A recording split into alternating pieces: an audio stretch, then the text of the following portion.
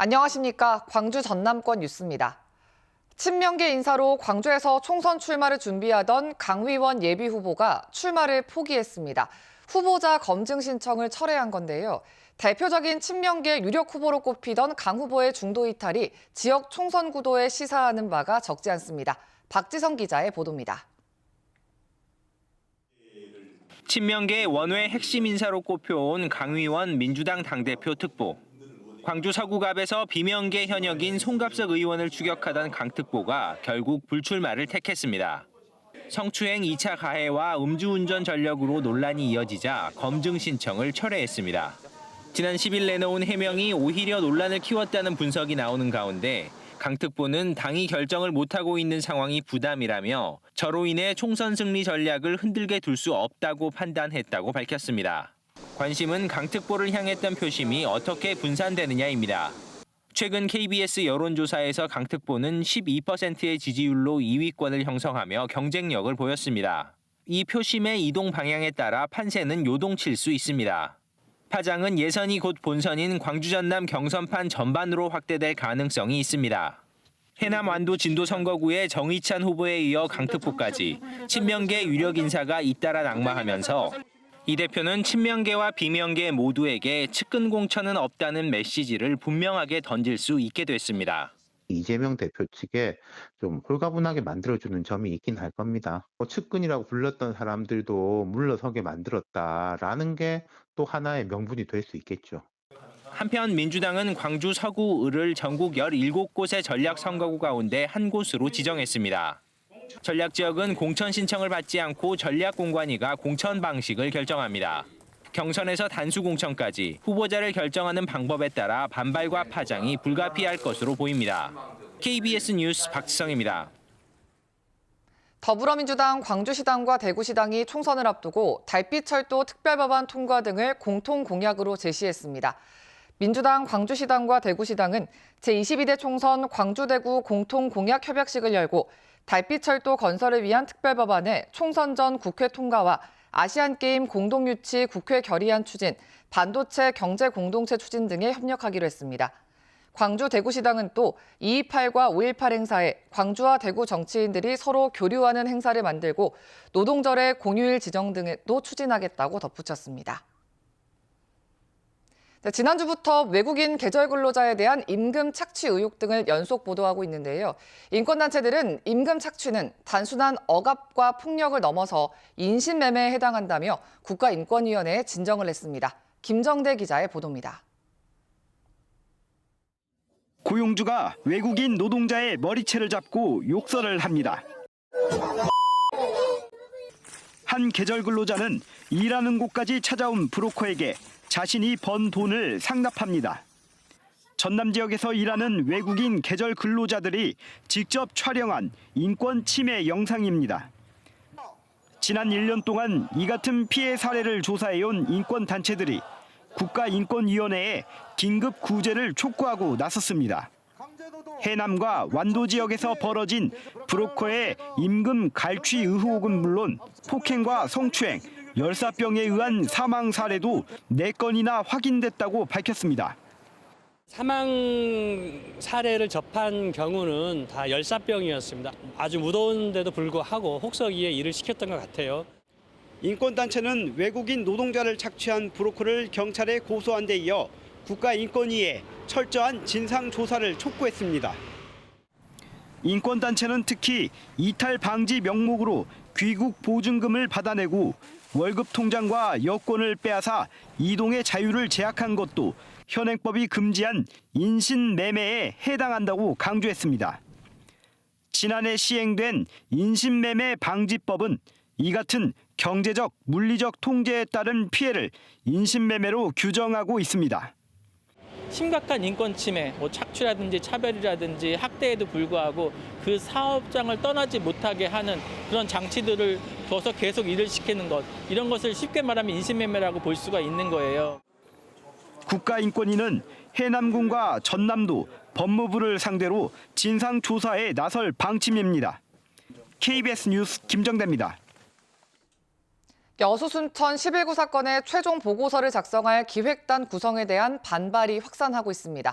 보수 성향 인사들이 기획단에 대거 포함되면서 내년 4월에 나올 최종 보고서가 여순 사건에 대한 오해와 왜곡을 바로잡기보다는 또 다른 논란을 낳을 거란 우려도 커지고 있습니다. 이성각 기자의 보도입니다. 1948년 10월 19일 국군 14연대가 정부의 4.3 진압 명령을 거부하며 시작된 여수순천 11구 사건. 빨치산 토벌과 부역자 색출은 한국전쟁 이후까지 수년간 이어지며 막대한 희생자가 발생했습니다. 사건 발생 73년 만에 특별법이 마련됐고 올해 10월에는 조사 완료.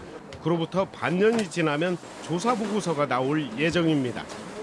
국가 권력에 의한 대규모 인권 침해로 규정한 제주 4.3 사건 조사보고서처럼 여순 사건 조사보고서도 사건 성격에 대해 정부 차원의 입장을 공식화하는 의미가 있습니다. 4.3이라는 역사의 내용이 무엇이냐는 이제 정부의 진상조사보고서를 토대로 모든 게 기술이 되고 그 당시 노무현 대통령의 사과도 그 4.3 진상조사보고서에 기초를 해서 이제 사과를 한 것이고 여순 유족과 지역사회가 이번 보고서 발간이 75년 넘게 이어진 여순 사건에 대한 왜곡된 시선을 바로잡을 기회로 기대한 이유입니다. 하지만 보고서 작성을 주도할 기획단이 보수 성향 인사들로 꾸려지면서 유족들과 지역사회의 반발은 거세지고 있습니다. 기획단을 전면 재구성하라! 재구성하라! 지역 시민단체들은 기획단 구성이 특별법에 정한 규정과 절차를 무시한 데다 여순 사건에 대한 객관적인 기술도 기대하기 어렵다는 입장입니다.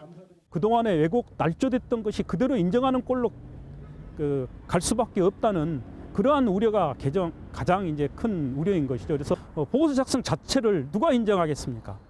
여순 유족과 시민단체들은 벌써부터 조사보고서가 또 다른 왜곡과 논란을 불러오지 않을까 우려하고 있습니다. KBS 뉴스 이성각입니다. 다음은 희망 2024 나눔 캠페인 이웃돕기 성금을 보내주신 분들입니다.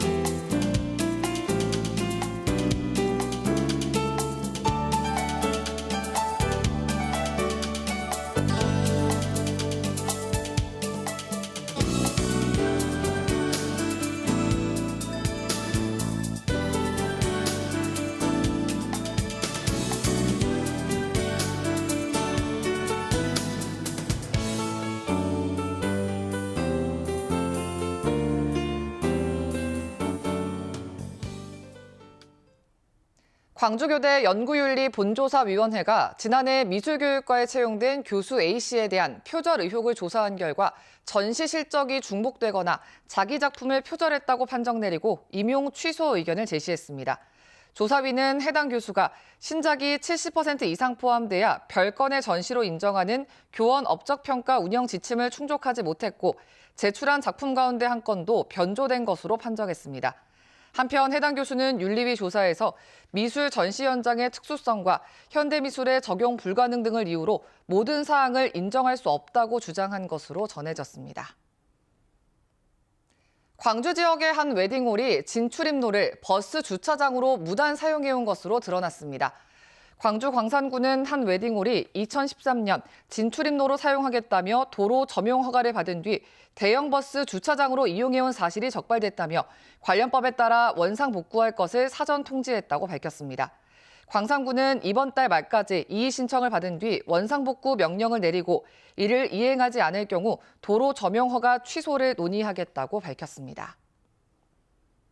장애인들을 위한 생활체육시설인 반다비 체육센터가 광주시 북구에 이어 남구에도 건립돼 다음 달 임시 개관합니다. 남구 반다비 체육센터는 총 사업비 163억 원이 투입돼 지하 1층, 지상 2층 규모로 지어졌으며 수영장과 체력 단련실, 명상실 등을 갖추고 있습니다. 오는 3월부터는 반다비 체육센터의 모든 시설이 개방되고 체육 프로그램도 운영합니다.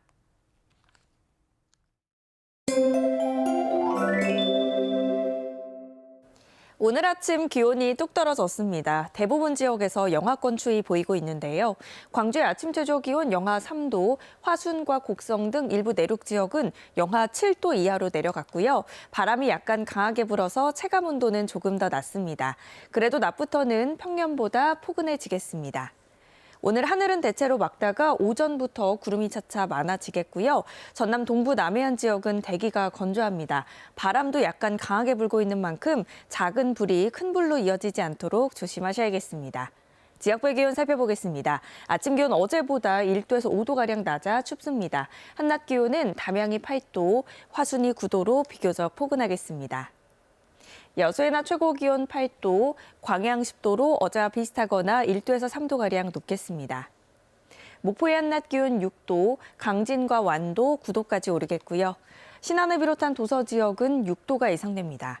바다의 물결은 서해남부 먼바다에서 최고 2.5m로 다소 높겠습니다. 내일 밤부터 금요일까지는 비 소식 나와 있습니다. 날씨였습니다. 1월 16일 뉴스광장 마칩니다. 시청해주신 여러분 고맙습니다.